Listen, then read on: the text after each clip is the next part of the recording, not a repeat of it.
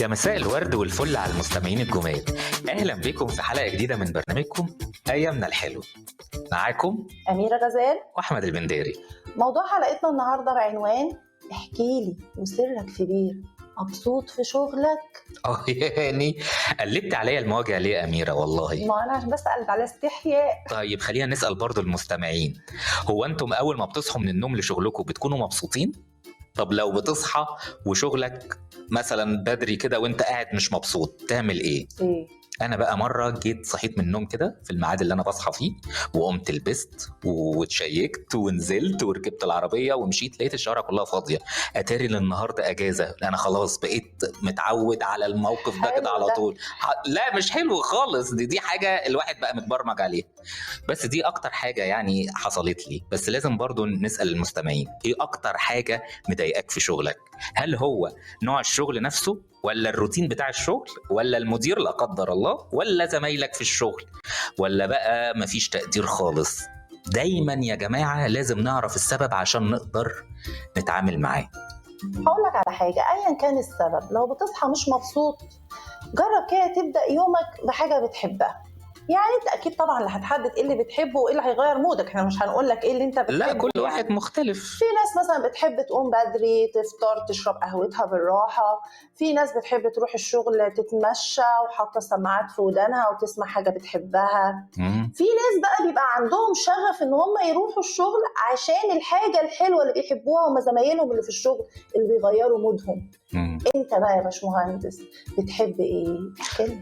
والله بصي، يعني انا لو انا صحيت كده ومتضايق ومش عايز اروح الشغل، ممكن ولازم اروح الشغل اكيد. ايوه، اقوم كده قاصص ساعه او ساعتين من قبل الشغل، اروح افطر في مكان انا بحب اقعد فيه، اخد قهوتي فيه، واشغل الموسيقى المحببه الي الا وهي الفنانه اليسا. يا مزاجك. ايوه، مع الصبح مع الفطار مع الجو ده ممكن يخليني اعدي اليوم وازق اليوم بقى بحاجه زي كده. بحب الشغل دي لسه يعني. لا نعدي بيه نكمل بيه يومنا يعني. بس بالنسبه لي انا بقى، لو موضوع زي زمايلك في الشغل هم اللي مش خلينك مش مبسوط او عاملين لك مشكله، ايوه نصيحه بقى وعن تجربه، واكيد اصحابي سامعيني يعني وهم حبايبي انا مش يعني انت مش هتغير مثلا زمايلك في الشغل، ولا هتغير طباعهم ولا سلوكياتهم. كل واحد عجباه نفسه ودماغه، محدش بيقول على نفسه لا يعني وحش. المهم بقى طريقه تعاملك معاهم وهم تعاملهم برضو معاك، كل ده بتقدر تغيره. لو ما تغيروش انت تقدر توقف التعامل معاهم عند حدود الشغل وبس. دي اسرع طريقه للتعامل مع زملاء الشغل اللي انت مش حابب تتعامل معاهم. وفعلا مش كل الناس بتقدر عندها فكره ان انا اكون، مش لازم اصلا اكون صداقات في الشغل. معارف حتى لو بره الشغل، وفي ناس تطلع من الشغل بناس كويسه جدا يعني. بس موضوع عدم التقدير ده بقى انا ممكن اقول لك تتعامل معاه ازاي شويه. يا ريت. اعرف قيمتك بنفسك، ما تستناهاش من حد. انت لو مستني شكر من مديرك عشان تحس بقيمتك، يبقى قيمتك في ايده هو مش في ايدك انت. طب اقول لك حاجه عشان تعرف قيمه نفسك كويس قوي. طب ما تمسك ورقه وقلم كده واعمل ملف كده فخر لنفسك، واكتب بقى من 50 ل 100 انجاز في حياتك. انت هتلاقيها صعبه الاول تقول انا عملت ايه في حياتي يعني. بالظبط، انا مش احمد زويل يعني. بسيطه خالص، حتى لو من وانا صغير ايه اللي حصل لي. صدقني انا لما قعدت عملت ال 100 انجاز دول ولا ال 50 انجاز حسيت بسعاده. ايه ده انا عملت كل ده؟ ايه ده حسيت بسعاده فعلا فعلا فعلا. وكل ما افتكر انجاز حتى لو صغير اجري واكتبه، بيبسطني قوي الموضوع ده. انجازات ان انا ما اتاخرتش على حد في ميعادي، ان انا مكرونه يعني بالبشاميل ده انجاز. خدت الزباله وانا ماشي، ده فظيع انجاز. ما زعلتش امي وانا نازل، ده تدعي لك. والله دي فكره حلوه قوي. يعني القصه بتاعت اللي هي لسته الانجازات دي الصغيره، حتى انت ممكن ما تشوفهاش ان هي حاجه كبيره قوي، بس ممكن تكون انت متميز فيها. صح. بتحافظ على وقتك، بتعرف تتكلم مع الناس، بتعرف توصل المعلومه صح، حتى لو انت مش شايف نفسك ان انت عامل حاجات كتير. يعني انا مثلا مره وانا صغير كنت جاوبت على سؤال انا شايفه ان هو سهل وفي ناس كتير ما كانوش عارفينه. لقيت المس مثلا مدياني شوكولاتايه وعندي بقى كميه 4 جنيه ورق ما اقولكيش. طيب انجازات يعني انت فظيع، عامل بيهم ملايه كامله، مش عارف اوديهم فين دلوقتي، خلاص ان هم اتمنعوا ان هم يتصرفوا. بس دي حاجات برضو انجازات صغيره حتى لو انت شايفها ان هي مش كبيره. بس علشان كده انا بضيف على كلامك في النقطه دي اننا لازم نقيم انفسنا بالاهداف اللي احنا بنحققها، مش برد فعل الناس اللي احنا بنعمله. بالظبط. انا عارف انا عملت ايه. بالظبط. ايوه، فعشان كده اسال نفسك عزيزي المستمع كده، انا عملت اللي عليا، انا طورت من نفسي، انا اتعلمت حاجه جديده. لو الاجابه ايوه يبقى انت مبروك، انت ناجح، حتى لو محدش قال لك شكرا او برافو عليك. والله دي وجهه نظري البسيطه يعني. وكمان لو انت يعني مستني التقدير قوي بتاع المدير ده يعني وكده، ماشي، مطلوبه بذكاء يعني، اطلبه بالطريقه زي ما بيقولوا يعني. مش هنروح عيب نقول ابدا. ايه بقى؟ ايوه مش عيب ابدا تدخل على مديرك كده بطريقه غير مباشره كده وتقول له انا عملت كذا يا فندم وحابب اعرف راي حضرتك ايه.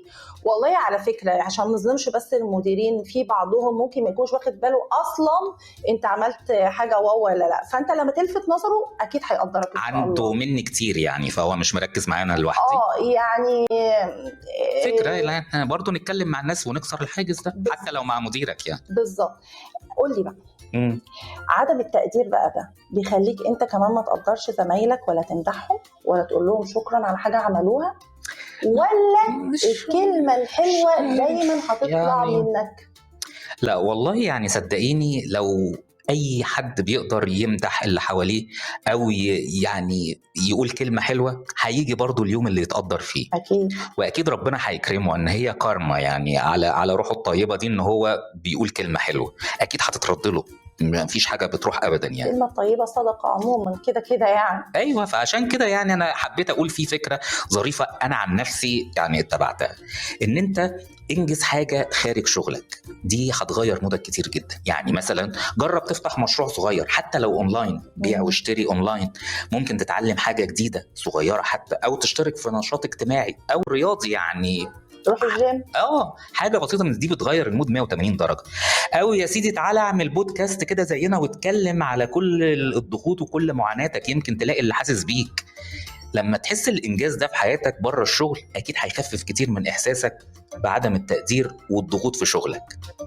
عشان كده يا جماعه اعملوا اللي عليكم وبس، ارضوا باللي قسمه لكم ربنا، وضميرك وبس هو اللي هيحدد انت عايز ايه. وبلاش بقى تستنزفوا طاقتكم ومجهودكم وصحتكم في انتوا قافلين بقى على نفسكم وقفلة ومستني بقى محدش بيقدرني، محدش بيقول لي شكرا. مش يعني دي مش مستحمله بصراحه. هو ده اللي بيخلي الناس تستنزف. طب لو عندك بقى وقت فراغ في الشغل، احكي لي كده بتعمل ايه او ممكن نعمل ايه؟ هو في ناس فعلا يعني في بعض الاشغال بتكون فيها اوقات فراغ، او الناس ما بتكونش طول الوقت مشغوله. فلو انت عندك وقت فراغ برضو في الشغل، فكره ظريفه ان انت مثلا تتعلم حاجه اونلاين من على الموبايل بتاعك، او تقرا حاجه برضو مفيده، حاجه مثلا تقوم تساعد زمايلك تتحرك نفسك برضو بدل ما انت ما بتعملش حاجه، فقوم ساعدهم. برضو فكر في اي فكره جديده تطور بيها شغلك، حتى لو الفكره اترفضت يا سيدي برضو اسمك عملت اللي عليك وقلت اللي في بالك يعني. سعيد عموما يعني. والله يا احمد عندك حق. وكمان احنا ساعات بيعدي علينا وقت بقى لما بنبقى زهقانين قوي في الشغل، وانا نازله ليه، وانا بشتغل ليه؟ لا يعني ايه بقى، احنا هنضحك على بعض؟ ما هو اكيد سبب الشغل عشان نقبض اللي عليه ما انا عارفه كده ونصرف على نفسنا وعلى بيوتنا بقى، مش هنخبط في الحلل يعني. اكيد والله. بس احنا وكلنا كده بنشتكي من ارتفاع الاسعار والظروف الاقتصاديه الصعبه. لا كده ولا ايه؟ لا لا لا لا، ده بصي بقى، ده القصه دي انت جيتي على الجرح. من فتره كده كنت بقلب فيديوهات الشورتس اللي على اليوتيوب، لقيت في الناس بتشتكي من الغلاء من سنه 42. كان بيقول كيلو اللحمه مش عارف ب 180 قرش او حاجه كده، وفي نفس الوقت برضو فيديو تاني لمدام سناء جميل في المسلسل المفضل لدي وهو ساكن قصادي، لقيتها سنه 95 برضو بتشتكي ان كيلو اللحمه بقى ب 16 جنيه. نعم اكسكيوز مي. ايوه، وده احنا لحد دلوقتي بنشتكي، احنا بنشتكي من زمان قوي يا جماعه. ده مشكله ازليه. ما بالظبط. فانت بقى لو هتقعد تجيب بقى الهم لنفسك وتتعب نفسك وتقعد تجيب كل الحاجات دي وتقلقك، لا لا لا، انا عندي بقى حاجه تانية. ان انت تقوم جايب ورقه وقلم كده وتكتب فيها المصاريف بتاعتك، وتشوف ايه اهم البنود اللي انت فعلا عايزها واللي ممكن تستغنى عنها. استغنيت انت عن ايه؟ هقول لك بقى. يعني انا بقى مثلا الاكل من بره ده والخروجات، انا كنت لازم لما نخرج لازم نروح ناكل بره او كده، وشايف بقى الطشه بتاعت الملوخيه والزفه بتاعت الملوخيه دي عايز اجربها. انا الناس كتير على النت بتعمل كده. رحت مع اصحابي يعني والمطعم حاجه جميله جدا وكده، بس للاسف الاكل ما كانش احسن حاجه، ووقت السعر كمان ما كانش احسن حاجه خالص خالص، ما اقولكيش كانت الافات. فلقيت نفسي لما انا استغنيت عن البند ده لقيت ان انا فعلا وفرت كتير. اكيد بتاثر معاك في حاجه؟ لا، ما انا مش عايزه اقول برضه يعني الرد بتاع الامهات والكلام ده كله، بس احنا بنحب ان احنا نغير، مش هنقول للناس عشان كده، ما احنا بنحاول ان احنا نغير شويه بس ما نقطعش حاجه فعلا. نخليها على فترات طويله وما نقطعهاش يا سيدي، واختار برضه الاسعار المناسبه. عندك حق قوي على فكره. وكمان الموضوع ده يعني ليه جانب تاني، والله الواحد بيشغل انا بقيت اعمله بصراحه. أيوه. حسيت ان انا بشغل دماغي، بقعد احسب ادبر، ما كنتش بعمل كده قبل كده. وعلى فكره ببقى مبسوطه قوي لو نجحت في التوفير وكملت الشهر، ده بيبقى انجاز فظيع. كملت الشهر على قد اللي معايا. ممكن يجي شويه زعل ان احنا حرمنا نفسنا من حاجات، بس الحمد لله ما اتحرمناش من حاجات تانية يعني، الحمد لله رب العالمين يعني. أيوة. وربنا بيستر وبتعدي، وبحس ان انا شطوره وبوفر شويه، تباديل وتوافيق، وبدلق شويه وهي ماشيه. يبقى هو فعلا على رأي الحاج سردينة، من حسب الحسابات في الهنا بات. فخلاص يعني خلينا كده نقول كلمتين للناس يعني لوجه الله. ايوه يلا بينا والله كده على الله.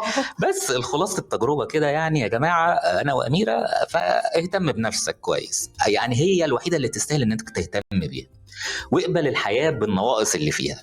خلي جواك الرضا الدايم لأقدار ربنا سبحانه وتعالى. ونعم بالله ونعم بالله. وكمان عيش على قد امكانياتك وبس، صدقني هترتاح قوي قوي فعلا. واشكر اللي حواليك. لو انت شكرت اللي حواليك ده بيديك طاقه ايجابيه يمكن اكتر منهم، ولو هم فعلا يستاهلوا منك كلمه شكر. ده فعلا مهم. اعتزل ما يؤذيك، اي حاجه تسبب لك اذى ابعد عنها فورا، عشان كده كده الدنيا مش ناقصه بصراحه. دي مبروزها بقى جامد قوي، احنا اساسا مخنوقين يعني قوي. يا رب يقدر لنا الخير وراحه البال جميعا يا رب في حياتنا كلها. اللهم امين لنا ولكل المستمعين. فعشان كده عزيزي المستمع، اكتب لنا في الكومنتات بتصحى من النوم رايح شغلك عامل ازاي.